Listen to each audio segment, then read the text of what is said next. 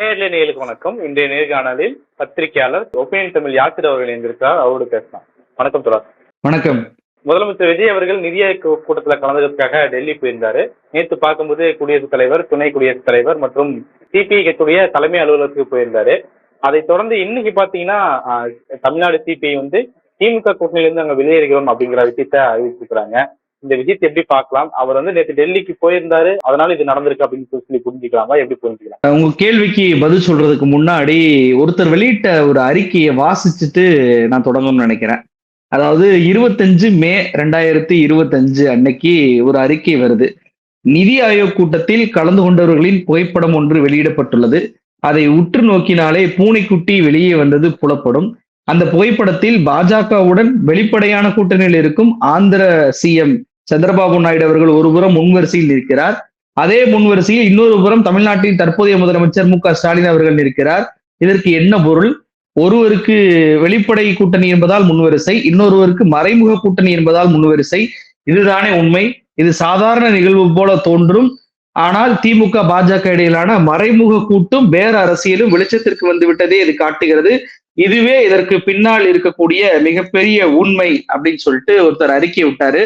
அது வேற யாரும் இல்ல, இன்றைக்கு சிஎம்மாக பதவியேற்று இன்னைக்கு நிதி ஆயோக் கூட்டத்துல முதல் வரிசையில இடம் கொடுக்கப்பட்ட விஜய் தான். அப்ப ஸ்டாலின் அவர்கள் சென்ற ஆண்டு நடந்த நிதி ஆயோக் கூட்டத்துல போய் கலந்துகிட்டு முதல் வரிசையில போய் நின்னதுக்கு இது பாஜக மறைமுக கூட்டு. டாஸ்மாக் ஊழல் விவகாரத்துல இடி ரைடு விட்டதுனாலதான் இப்படி ஸ்டாலின் போய் டெல்லியில போய் அடிமையாகிறாரு. மோடி கிட்ட போயிட்டு ஸ்டாலின் டாஸ்மாக் ஊழல் பற்றி பேசாமையா இருந்திருப்பாரு, இதெல்லாம் நம்புற மாதிரியா இருக்கு, இப்படியெல்லாம் விஜய் அவர்கள் அறிக்கை விட்டாரு. இன்னைக்கு உங்களுக்கு முதல் வரிசை கொடுத்திருக்கிறாங்களே, உங்களுக்கும் பாஜகவும் மறைமுக கூட்டணியா? நீங்களும் மோடியும் சந்திச்சு எதுவும் பேசிருக்கீங்களா? ஏன்னா இன்னைக்கு சிபிஐ மறுபடியும் கரூர் கேஸ் தோண்டி இருக்கிறாங்க, விசாரணையை துவங்கி இருக்கிறாங்க. அப்படின்றப்போ அதற்கு பயந்துதான் நீங்கள் டெல்லி போனீங்களா? மின்வெட்டு விவகாரத்துல நீங்க பண்ணக்கூடிய விஷயத்தை எல்லாம் மறைப்பதற்கு தான் டெல்லிக்கு மறைமுக கூட்டம் வைக்கிறீங்களா?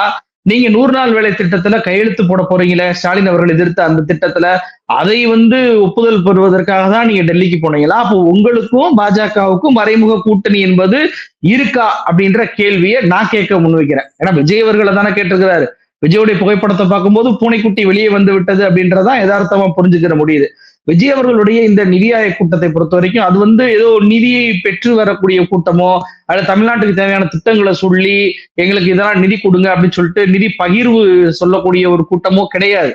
நிதி ஆயோக் என்பது அது பிரதமர் மோடி தலைமையில நடக்கக்கூடிய இந்தியாவை டெவலப் பண்ணக்கூடிய என்னென்ன திட்டங்கள் பண்ணலாம் அப்படின்னு சொல்லிட்டு அவங்க பேசுவாங்க. முதலமைச்சர்களும் ஆளுநரும் ஒன்றிய அமைச்சர்களும் உட்கார்ந்து கேட்பாங்க, அவ்வளவுதான். இது நேஷனல் டெவலப்மெண்ட் பாலிசியை வைக்கக்கூடிய ஒரு கூட்டமே தவிர தமிழ்நாட்டுக்கு என்னென்ன திட்டங்கள் தேவை, தமிழ்நாட்டுக்கு என்ன மாதிரியான நிதி தேவை, நீங்க இதெல்லாம் பண்ணி கொடுக்கணும் அப்படின்னு சொல்லிட்டு ஒரு வார்த்தையை கூட விஜய் அவர்களால மோடியிடம் பேச முடியாது. அப்ப நிதி ஆயோக் கூட்டம் என்பது ஏதோ மிகப்பெரிய ஒரு கூட்டம், அதுல போய் முதலமைச்சர் கலந்து கொண்டாவே அது மிகப்பெரிய ஒரு பாலிசி மேக்கிங்கா மாறும் அப்படின்றதுனா உண்மை கிடையாது.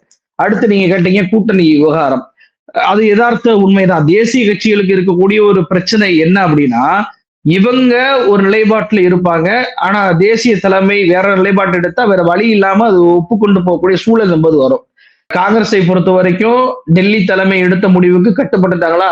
ஐயுஎம்எல்ஐ பொறுத்த வரைக்கும் அவங்க டெல்லி தலைமை காங்கிரஸ் கேரளாவில் நம்மளுக்கு மந்திரி சபை கொடுக்குறேன்றாங்க, நாம காங்கிரஸோட இணக்கமா போகணும், நீங்க தமிழ்நாட்டுல திமுக கூட்டணி விட்டு விலகி விஜய் பக்கம் வந்துருங்க அப்படின்னு சொல்லிட்டு டெல்லியில இருந்து அழுத்தம் கொடுத்ததுனால அவங்க இன்னைக்கு விஜய் பக்கம் போயிட்டாங்க.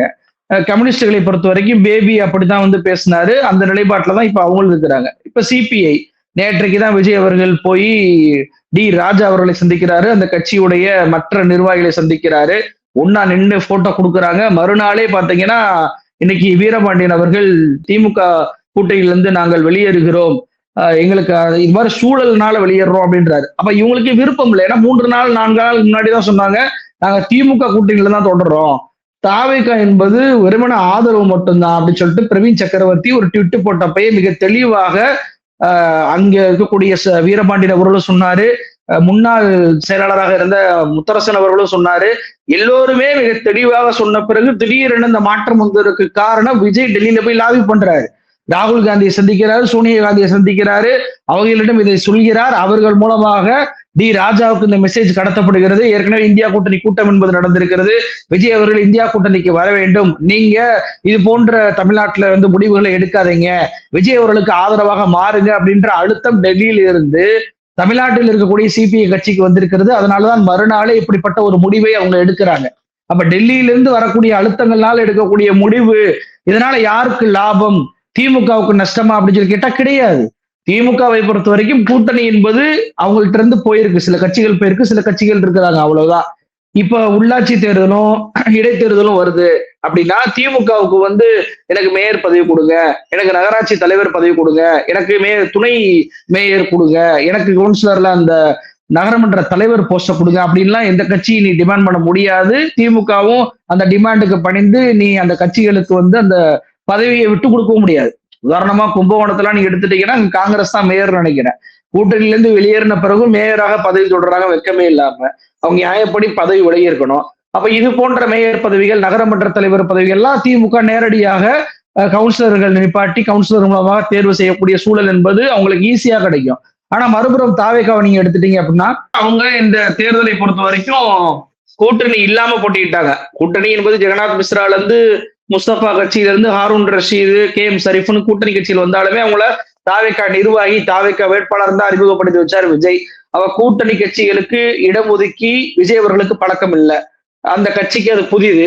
அப்ப காங்கிரஸை பொறுத்த வரைக்கும் அவங்க எப்படி விடாப்பிடியாக கூட்டணியை வந்து கேட்பாங்க, சீட்டு கேட்பாங்க அப்படின்றது தெரிஞ்ச விஷயம்.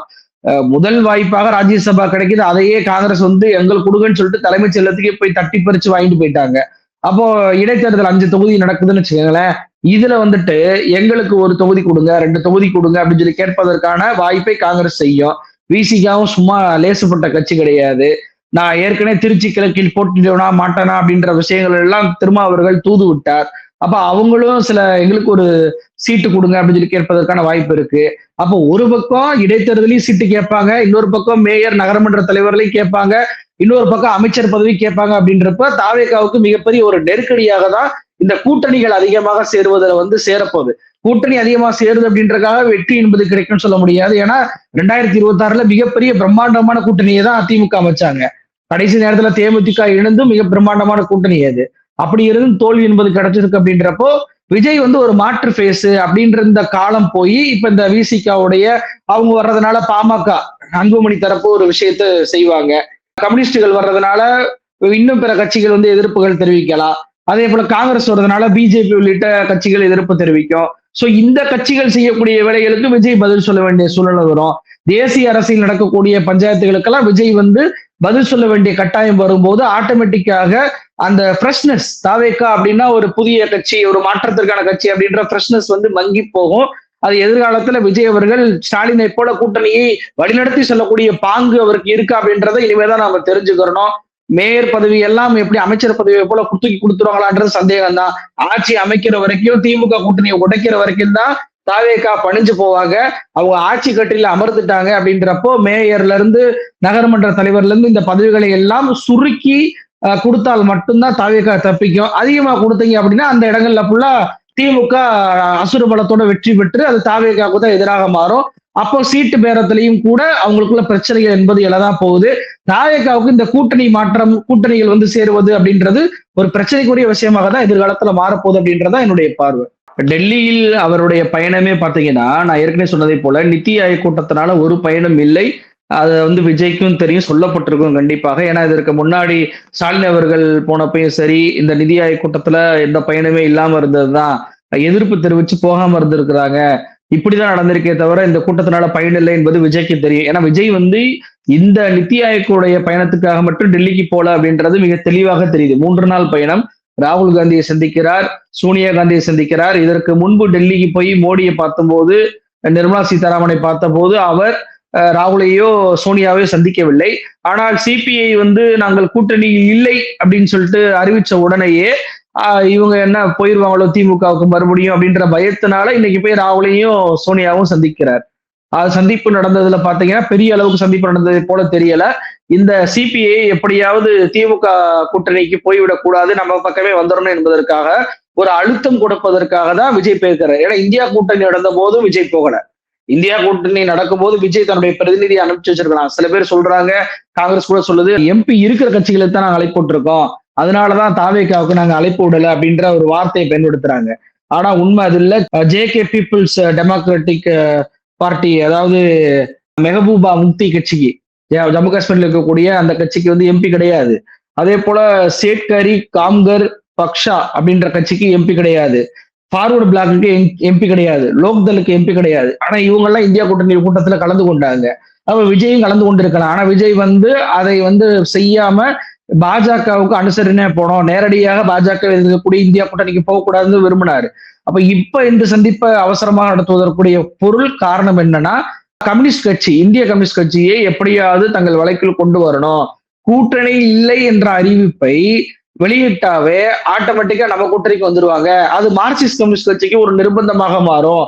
அந்த கட்சியும் வேறு வழி இல்லாம கூட்டணி இல்லை, நாங்கள் வெளியேறி விட்டோம் என்று சொல்லி இவங்க 2 பேரும் நம்ம அமைச்சரவையில பங்கு பெற வச்சிட்டோம்னா, ஆட்சியில் பங்கு பெற வச்சிட்டோம்னா நம்மளை விட்டு இவங்களால போக முடியாது அப்படின்ற பிளானோட தான் விஜய் அவர்கள் டெல்லிக்கு போயிருக்கிறாரு.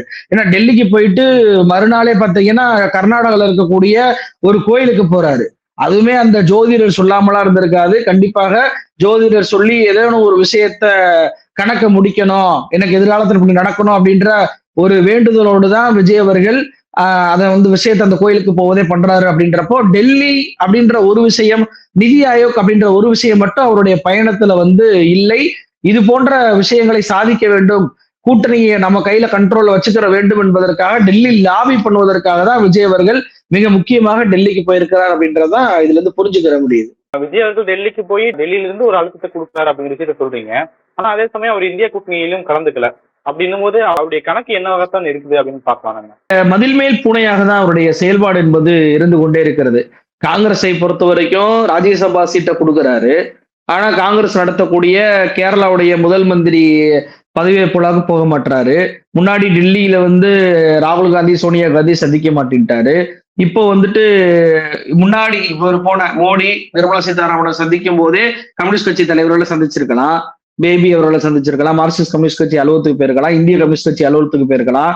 ஆனா அப்பெல்லாம் போகவே இல்லை, இப்ப மட்டும் போகிறார். அப்படின்றப்போ இவர் தனக்கு தேவையாக்கி மட்டுமே இந்த கூட்டணியை பயன்படுத்திக் கொள்கிறாரோ அப்படின்ற சந்தேகம் வருது. இப்ப காங்கிரஸ் இப்போது தேவைப்படுது எனக்கு, நான் அதை யூஸ் பண்ணிக்கிறேன், கம்யூனிஸ்ட் இப்போது எனக்கு தேவைப்படுது, நான் யூஸ் பண்ணிக்கிறேன் அப்படின்ற அடிப்படையில் மட்டும்தான் விஜய் அவர்கள் பயணப்படுகிறாரே தவிர உள்ளார்ந்து இந்தியா கூட்டணியில் பயணிக்க வேண்டும், பாஜகவை எதிர்க்க வேண்டும், ஒரு பாஜக எதிர்ப்பு கூட்டணியை, வலுவான கூட்டணியை தன்னுடைய தலைமையில் தமிழ்நாட்டில் அமைக்க வேண்டும் என்ற எண்ணம்லாம் விஜய் அவர்களுக்கு இல்லை. அப்படி இருந்திருந்தாரு அப்படின்னா இந்தியா கூட்டணியில் போய் அவர் பங்கேற்றிருப்பாரு, அவருடைய சார்பாக யாராவது போயிருப்பாங்க. பாஜகவுடைய எதிர்ப்பு விஷயங்கள் அத்தனை பேரையுமே இவர் வந்து தமிழ்நாட்டிலே பண்ணியிருப்பாரு. இப்போ திமுக அரசு 100 நாள் வேலை திட்டத்தை வந்து நீங்க எப்படி மாத்த போச்சு, 90:10 அப்படின்ற அடிப்படையில ஒன்றிய அரசும் மாநில அரசும் பங்கு போட்டுதான் நடத்திக்கிட்டு இருந்தோம், அதுலயே நீங்க ஒழுங்கா பணம் தர மாட்டீங்க. இப்போ விஜி ராம் அப்படின்ற ஏதோ ஒரு பேர்ல வந்துட்டு இவங்க ஒரு திட்டத்தை பெயரை மாத்தி 60:40 மாத்தி இருக்கிறாங்க. ஒன்றிய அரசு 60, மாநில அரசு 40 அப்படின்னு சொல்லிட்டு இப்ப 7500 கோடி எவ்வளவோ தமிழ்நாட்டுக்கு ஒதுக்கி இருப்பதாக செய்திகள் என்பது வருது. 7500 கோடி முழுவதுமாக தமிழ்நாட்டுல கொடுத்துட மாட்டாங்க, அது ஒவ்வொரு ஃபேஸா தான் கொடுப்பாங்க. 3 ஃபேஸ்கள் வச்சிருக்காங்க அப்படின்னா முதல்ல ஒரு 1000 கோடி கொடுப்பாங்க. அந்த 1000 கோடி கொடுக்கும் போதே நாம 400 கோடியை கொடுத்து ஆகணும். அப்படி கொடுத்தாதான் அடுத்த ஃபேஸ்ல இன்னொரு அமௌண்ட் வந்து ரிலீஸ் பண்ணுவாங்க ஒன்றிய அரசு. அப்ப இங்க விஜய் அவர்கள் கொடுத்த வாக்குறுதி எல்லாம் எப்படி நிறைவேற்றுறாரு, அவர் வந்து கொடுத்த வாக்குறுதியை நிறைவேற்றாம அதுல ஒரு டிஸ்ட் வச்சு 1000 கோடி 1500 கோடி இந்த லெவல்ல மட்டும்தான் திட்டங்களை நிறைவேற்றிட்டு இருக்காரு தவிர மகளிர் உரிமை தொகை செயல்படுத்துவதற்கு 60,000 கோடி வேணும். அப்ப 60,000 கோடி அளவுக்கான திட்டங்களை விஜய் அவர்கள் இது வரைக்கும் அறிவிக்கவே இல்லை. அப்போ 7500 கோடி ஒன்றிய பாஜக அரசு ஒதுக்குறாங்க 100 நாள் வேலை திட்டத்துக்கு அப்படின்னா தமிழ்நாடு அரசின் சார்பாக 40%ன்றப்ப 5000 கோடி நம்ம ஒதுக்கணும். அப்ப 5000 கோடி அளவுக்கு விஜய் அவர்களால் ஒதுக்க முடியுமா? ஏற்கனவே 100 நாள் வேலை திட்டத்துக்கு நிறைய சம்பளம் என்பது பாக்கி இருக்கிறது. அப்ப இதையெல்லாம் விஜயால செய்ய முடியாது. அப்ப 100 நாள் வேலை திட்டமும் நின்று போகும். அப்ப இங்க ஸ்டாலின் அவர்கள் கொள்கை ரீதியாக எதிர்த்த பல்வேறு விஷயங்களை விஜய் அவர்கள் நீர்த்து போக செய்கிறார். அதையெல்லாம் பரவாயில்ல சமரசமா போவோம், அப்பதான் நம்மளுக்கு 1000 கோடி 2000 கோடி நிதி வரும் அப்படின்ற அடிப்படையில் விஜய் செயல்படுகிறார். ஆனா ஒரு பக்கம் காங்கிரஸோட கூட்டணியும் வச்சுக்கிற மாதிரி டெவலப்மெண்ட் காட்டிக்கொள்கிறார். இவரை பொறுத்த வரைக்கும் என்ன அப்படின்னா எந்த இடத்துல இருக்கிறோமோ அதுக்கேற்ற போல நிறம் மாறி கொள்கிறாரோ அப்படின்ற சந்தேகம் வருது. ஏன்னா காங்கிரஸ்ல ஒரு பக்கம் கம்யூனிஸ்டுகள்கிட்ட ஒரு பக்கம், இந்த பக்கம் பிஜேபி கிட்டயும் ஒரு பக்கம் அப்படின்றப்போ இவருடைய குட்டு எம்ப அம்பலப்படும்? வரக்கூடிய 18ஆம் தேதி அம்பலப்பட்டுவிடும். ஆளுநர் உரை எப்படி அமைய போகிறது என்பதிலேயே மிக தெளிவாக நமக்கு தெரிய போகிறது விஜயோடைய அரசியல் எப்படிப்பட்ட அரசியல் அப்படின்னு சொல்லிட்டு. ஏன்னா ஆர்.என். ரவியை விட 10 மடங்கு மோசமான நபராக தான் இந்த அர்லேக்கர் இருக்கிறார் அப்படின்ற செய்தியெல்லாம் இருக்கு. இப்ப வந்து பாத்தீங்கன்னா ஆர்.என். ரவி வந்து பிரஸ் மீட்டை கொடுத்ததே கிடையாது. ஆனா அர்லேக்கர் கொடுப்பாரு. இப்ப கேரளாவுல சட்டமன்றம் கூடும்போது அங்கே வந்து வந்தே மாதரம் வந்து வெறும் பேண்ட் மட்டும் வாசிக்கிறாங்க, 2 சரணம் மட்டும் வாசிக்கிறாங்க.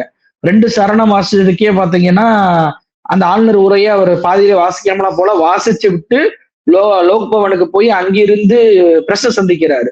நான் சபாநாயகர்கிட்ட விளக்கம் கேட்டிருக்கேன், எப்படி இப்படி செய்ய போச்சு, இது மாதிரிலாம் செய்யக்கூடாது, வந்தே மாதரத்தை ஆளுநர் வரும்போது பாடிதான் ஆகணும், முழுசா பாடிதான் ஆகணும், 6 சரணமும் பாடணும் அப்படின்னு சொல்லிட்டு அவர் வந்து நிர்பந்தம் கொடுத்து ஒரு பிரஸ் மீட்டை கொடுத்தாரு. அப்ப இங்க விஜய் அவர்கள் இப்ப நடந்த ரீசெண்டா நடந்த விழாவுல தமிழ் தாய் வாழ்த்தப்படுகிறார். ஏன்னா அது அரசு விழா.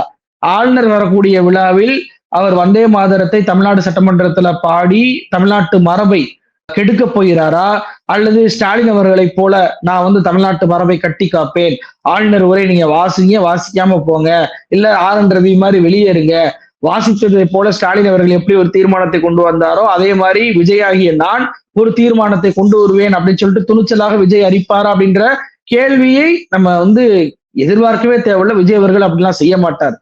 சட்டமன்றத்துல இதற்கு முன்னாடி முதல் சட்டமன்ற கூட்டத்தொடரிலேயே விஜய் அவர்கள் எப்படி மௌனமாக இருந்தார், அவருக்கு எழுதி கொடுத்ததை தவிர வேற எதுவும் படிக்க தெரியவில்லை அப்படின்ற அளவுக்கு நமக்கு தெரிஞ்சிச்சு. அப்ப ஜூன் 18ஆம் தேதி ஆளுநருக்கு அடிமைப்பட்டு அவர் நடப்பார். மோடி மீது பழிய போடலாம், வந்தே மாதரம் வந்து அவங்கதான் முதல்ல பாட சொல்றாங்க, மோடி தான் இதுல முடிவெடுக்கணும் அப்படின்ற மாதிரி சொல்லலாம். அல்லது ஆளுநர் வந்து உரையை வாசிக்காமல் வெளியேறுவாரா, அதற்கு இவர் என்ன நிர்பந்தம் நிவர்த்தி செய்ய போகிறார் அப்படின்றதெல்லாம் வரக்கூடிய 18ஆம் தேதி அம்பலப்படுத்தும். ஆளுநர் விவகாரத்துல விஜய் அவர்கள் சமரசமாக போனால் அது காங்கிரசுக்கு மிகப்பெரிய ஒரு சிக்கலை ஏற்படுத்தும். ஏன்னா விஜய் அவர்களை ஆட்சி அமைக்க விடாம பண்றீங்க அப்படின்னு சொல்லிட்டு ஆளுநர் மாளிகைக்கு முற்றுகையிட போராட்டத்தெல்லாம் காங்கிரஸ் பண்ணாங்க. அப்படிப்பட்ட காங்கிரஸ் வந்து ஆளுநர் விவகாரத்துல விஜய் இதாகி போகிறார், அடிபணிந்து போகிறார் அப்படின்றப்ப எதிர்ப்பு வரும். விசிகாவும் எதிர்ப்பு சொல்ல வேண்டிய கட்டாயத்துக்கு வருவாங்க, கம்யூனிஸ்டுகளும் எதிர்ப்பு காட்ட வேண்டிய கட்டாயத்துக்கு வருவாங்க. ஒரு பக்கம் கூட்டணி இருக்கு, இன்னொரு பக்கம் பாஜக ஆளுநர் இருக்கிறாங்க. விஜய் என்ன முடிவு எடுப்பார் அப்படின்றத வச்சுதான் விஜய் எப்படிப்பட்ட கொள்கையோடு பயணிக்கப்பட போகிறார் அப்படின்றத நம்மளால பார்க்க முடியும். திருப்பரங்குன்ற விவாதத்தில் கூட ஒரு ஒரு சாலிடான ஒரு விஷயத்தை உங்க சொல்லல. இவர் அமைச்சர் நிர்மல்குமார் என்ன சொல்றாரு, 2 ஆண்டுகளுக்கு முன்னால் எப்படி நடைமுறை இருந்ததோ அது மாதிரி இருக்கணும் தான் மக்கள் விரும்புறாங்க, மக்கள் எப்போதும் போல அமைதியை விரும்புறாங்க, மக்கள் விரும்புறாங்க. 2 ஆண்டு இதெல்லாம் எதுக்கு நீங்க சொல்றீங்க? தாவேகா அரசுடைய நிலைப்பாடு இது. சென்ற ஆண்டு எங்க வேற மாதிரி ஏத்துனாங்களா? எதுக்கு 2 ஆண்டுன்ற வார்த்தை? சென்ற ஆண்டே எப்பவும் ஏத்த வேண்டிய இடத்துல தானே ஏத்துனாங்க. அப்ப ஏன் 2 ஆண்டுக்கு முன்னாடி இவர் சொல்றாருன்னா, சென்ற ஆண்டை போல நாங்க வந்துட்டு கோர்ட்டோட மோத மாட்டோம், சென்ற ஆண்டை போல பாஜகவோடு நாங்க மோத மாட்டோம், we will face the consequences அப்படின்ற வார்த்தையெல்லாம் நாங்க பயன்படுத்த மாட்டோம் அப்படின்ற அளவுக்கு விஜய் ஸ்டேட்மெண்ட் கொடுக்குறாரா? 2 ஆண்டுகளுக்கு முன்பே இந்த நடைமுறை அப்படின்னா போன முறை மாறவே இல்லையே. அப்ப விஜய் என்ன குழப்ப வருகிறார்? தாவேக்காவோட நிலைப்பாடு இதுதான், கோர்ட்டு தீர்ப்பா நாங்க மேல்முறையீடு போவோம், அந்த தீர்ப்பை நாங்க ரத்து செய்ய வைப்போம், கார்த்திகை தீபத்தை உச்சி பிள்ளையார் கோயில்ல தான் ஏற்றுவோம் அப்படின்ற வார்த்தை சிடிஆர் நிர்மல்குமார் வாயில வரவே இல்லை. அப்போ இதையும் திமுக மீது பழி போட்டுடலாம், கார்த்திகை தீபத்தை அவங்கதான் அப்படி கேஸை போட்டு இது பண்ணி வச்சுட்டாங்க, நாங்க என்ன பண்ணப்படும் கோர்ட்டு தீர்ப்பு அப்படின்ற விஷயத்துல பழி போடலாம் என்று நினைக்கிறதா? அப்படி பழி போட்டா ஜனநாயக சக்திகளாக என்று அறியப்படக்கூடிய கம்யூனிஸ்டுகள்ல இருந்து விசிகால இருந்து எல்லோருமே அம்பலப்பட்டு போயிடுவாங்களே. பார்ப்போம் என்ன நடக்குதுன்னு. ஓகே தோழர், இந்த சூழல்ல பல்வேறு முக்கியமான விஷயங்களை பகிர்ந்தீங்க. உங்களுடைய நேரத்துக்கும் கருத்துக்கும் மிக்க நன்றி. நன்றி.